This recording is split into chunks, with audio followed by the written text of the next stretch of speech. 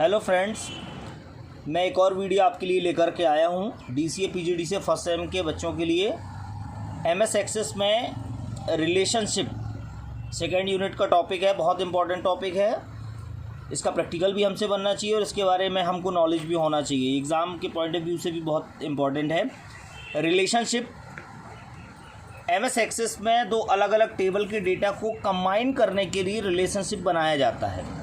जब हमारे पास दो या दो से ज़्यादा टेबल होती हैं और उन दोनों टेबल के डेटा को जब हम कंबाइन करना चाहते हैं, दोनों टेबल के डेटा को जब हम कंबाइन करके और शेयरिंग के लिए, दोनों टेबलों में डेटा शेयरिंग के लिए जब हम प्रयास करते हैं तो उसके लिए हमें उन दोनों टेबल के बीच में रिलेशनशिप क्रिएट करना होता है।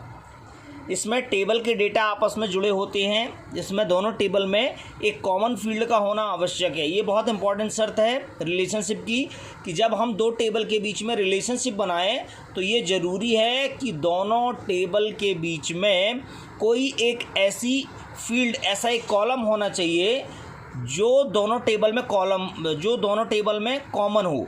अर्थात वो टेबल 1 में भी होना चाहिए और वो कॉलम एक टेबल 2 में भी होना चाहिए, तभी उनके बीच में रिलेशनशिप बनाया जा सकता है।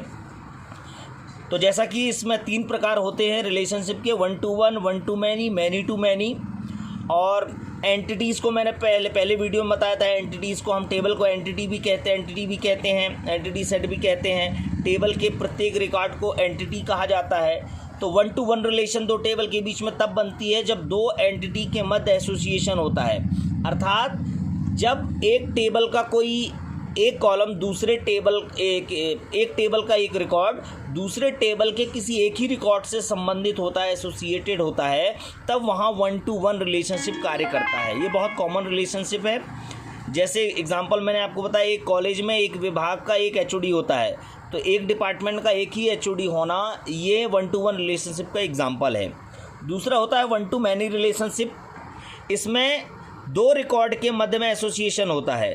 अर्थात एक टेबल का एक रिकॉर्ड दूसरे टेबल के एक से अधिक रिकॉर्ड के साथ में संबंधित होता है, रिलेटेड होता है।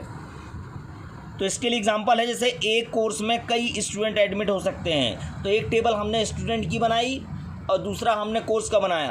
तो एक कोर्स है, एक कोर्स में कई स्टूडेंट एडमिट हो सकते हैं। DCA में 50 बच्चे भी हो सकते हैं, 100 बच्चे भी हो सकते हैं। तो स्टूडेंट का जो रिकॉर्ड है, टेबल है, उसमें एक बच्चे का नाम, और जो कोर्स का है उसमें बहुत सारे बच्चों का नाम। तो ये 1 to many रिलेशनशिप होता है। मैनी टू मैनी रिलेशनशिप ये तीसरा है। ये थोड़ा सा कॉम्प्लेक्स होता है क्योंकि इसमें एक टेबल के बहुत सारे रिकॉर्ड दूसरे टेबल के बहुत सारे रिकॉर्ड्स के साथ में एसोसिएटेड होते हैं। तो मैनी टू मैनी रिलेशनशिप बहुत रेयर यूज़ किया जाता है। और इस मैनी टू मैनी रिलेशनशिप को बनाने के लिए हमारे पास एक और जंक्शन टेबल होनी चाहिए, जिसके द्वारा हम दो अलग अलग टेबल के बीच में मैनी टू मैनी रिलेशनशिप बना सकते हैं। तो ये रिलेशनशिप का मैंने बहुत नॉर्मल और एक छोटा सा वीडियो आपको मैंने यहाँ पर बना के दिया।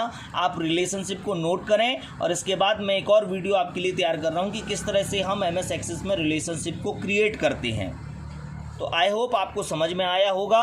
बहुत ही नॉर्मल वे में मैंने आपको इसे समझाने का प्रयास किया है। यदि इसमें भी कोई आपको डाउट होता है, कोई इश्यूज़ आते हैं, तो आप मुझसे संपर्क कर सकते हैं। Thank you.